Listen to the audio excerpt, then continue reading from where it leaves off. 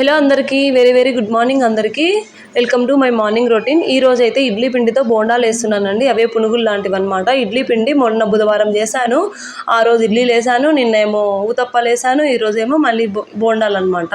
మీకు ఇలానే అవుతుందా? ఇడ్లీ పిండి చేసినప్పుడు, దోశ పిండి చేసినప్పుడు ఎన్ని రోజులు మిగులుతుంది? మాకైతే ఇడ్లీ పిండి మాత్రం, ఎందుకంటే కొంచెం మినపప్పు, సగం గ్లాస్ మినపప్పు వేసామనుకో మిక్సీలో ఏమో సరిగా మెత్తగా అవ్వదు, వాటర్ వేస్తే సరిగా పిండి రాదు. అలానే ఒక గ్లాస్, చిన్న గ్లాస్ ఉంటుంది కదా, ఆ గ్లాస్ నిండా మినపప్పు వేసినామంటే ఇలా మిగిలిపోతుంది అనమాట 3 గ్లాసులు రవ్వకి.